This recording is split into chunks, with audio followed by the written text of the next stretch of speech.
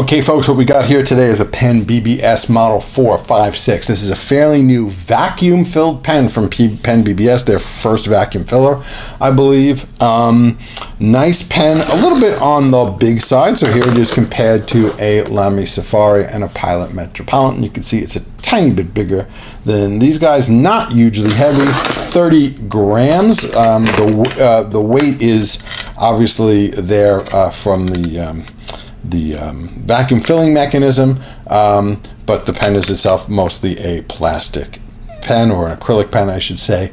This comes in a ton of colors and finishes. This is basically I guess a bottle blue, one would call it, translucent demonstrator, and looks pretty good. I really like the color on this. The cap band says Penbbs 456, and in big letters it says Shanghai, which I kind of like. I think that looks neat. Has a very simple clip band with a nice little tapered finial at the top, and has this really nice sort of sword-like clip which works quite well and looks really sharp. Here is the vacuum filling knob. This pen is not full, so we could actually demonstrate the vacuum mechanism. You pull that out, you immerse the pen, you push it in, it forms a vacuum at the very end of the stroke. The vacuum releases, and then that will cause the ink to rush into the pen. We're going to see that in a minute when we fill this. You then turn that down to screw it back in.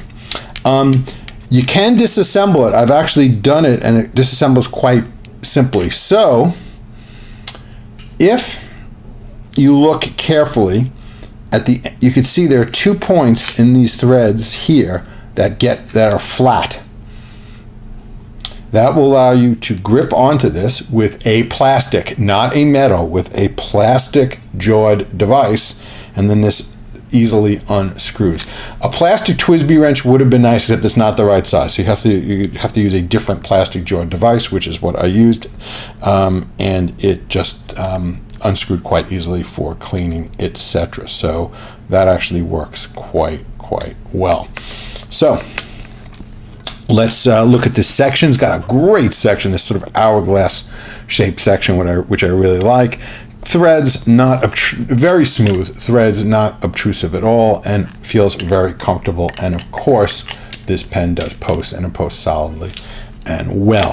Very attractive Penbbs two-tone nib that we've seen on some other Penbbs pens. It simply says Penbbs since 2005. It has a big F for fine, and in small little script at the bottom it says China, and it's a two-toned pen with some nice, two-tone nib with some nice scroll work, and it has a typical Penbbs feed with some very thin and somewhat fragile fins on the feed. So if you're going to pull this nib, be extremely careful with that feed, because those are delicate fins on that feed. That is this pen. Very nice looking pen. Again, you could get this in a million different colors and finishes, so that should not be a problem if this particular one does not suit your fancy. Let's try to ink this guy up right now. Okay, we're going to be inking this up with Diamine Sargasso C. So let's give that a shot right now. So, okay, what we're going to do is pull out the vacuum filler. We're going to immerse our pen, and we're going to push down. And then what's going to happen, we're building up vacuum pressure inside the pen. When we get to the bottom, it will release and fill. And that filled about,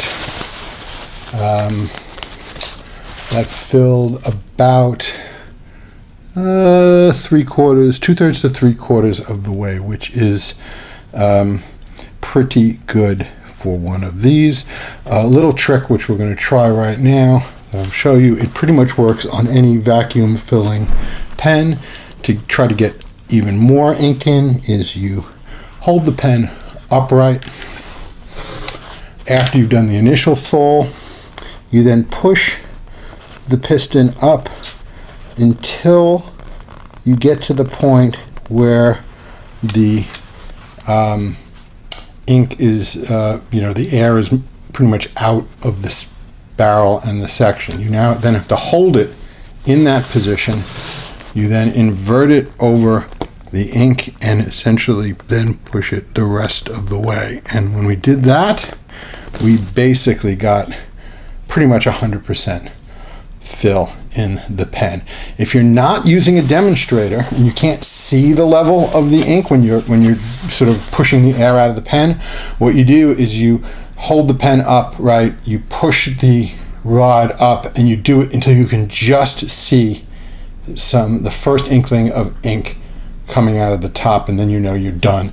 Hold in that position and then do what I just did. So we just now pretty much got a 100% full pen. So little tip, pretty much works on any vac filler, modern or vintage. So that is filling up this pen. Now, as we already said, pens were meant to write. So let's see how this pen writes right now. Okay, what we're writing with here is a pen, BBS number 456. This is a vac filler with a fine steel nib. And I will say it is quite smooth. And I'd say it's average wetness, but it's definitely on the wet side, which is quite good. It's not a gusher by any means, but writes really, really well. I'm very, very happy with very happy with it. Writes nice. Definitely like the way it writes. Feels good in the hand. And writes well. I'm also very happy with this ink. I think it definitely complements the blue nature of this pen quite well. Does this nib flex? You can coax a tiny, and I do mean tiny bit of variation out of it, but it is not a flex nib by any means. It's definitely on the stiffer side. So don't buy this expecting to flex it very much, if at all. But nice pen. Definitely. Oh, cost. So the cost on these vary quite a bit. They're going for between, I think, $35 and $55 at the moment on various places, depending on the finish, etc. It's definitely a good buy. It runs, let's say, about half the price of, say, a TWSBI VAC 700, which is definitely what this is evocative of. So you're getting, in both cases, you're getting a steel nibbed vacuum filled pen. And this is about half the price. So TWSBI's probably, I would say, a nicer pen than this, both sort of this and general build. It might be a tiny bit better. It's a bit nicer nib. You certainly have more nib options, etc. on the TWSBI. Is it worth twice the money? Hard to say. If you want to get into a vac filler, this is pretty darn good for a relatively inexpensive vac filler to get into. So that is the pen. Let's talk about this ink a little bit. And I actually happen to have a sheet of Tomoe River paper here. So let's just use that for our writing sample, shall we? So this is Diamine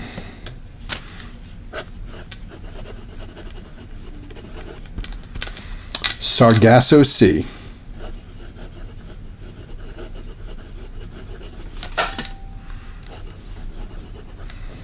And basically, operative word on C. This is a deep,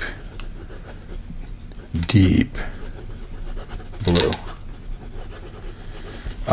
I personally think this is somewhat, in terms of vibrancy and intensity, it's somewhat comparable to, I'm going to blaspheme here a little bit, but somewhat comparable to Noodler's Bay State Blue. it's that level of depth. It's a really, really nice, deep blue. And there is a bit of sheening to be had here. That is for sure, and that's kind of why I did this on the Tomoe River paper, to sort of help bring out some of that sheen, which looks really, really good. So nice ink. I happen to have it in this little 30 milliliter bottle, but it comes in both the 30 and the 80 milliliter bottles from Diamine. Definitely a nice ink if you want a blue that's very deep and that sheens. In terms of overall behavior, you can see on the Tomoe River, it does not bleed through the paper, even with sort of the big splotches that I'm putting on the back here. So that's pretty nice. So I think that will do it for this video today. As always, I hope you enjoyed it. If you did, please subscribe. If you have any comments, either positive or negative, I would love to hear them. In any case, have a good day. Bye-bye.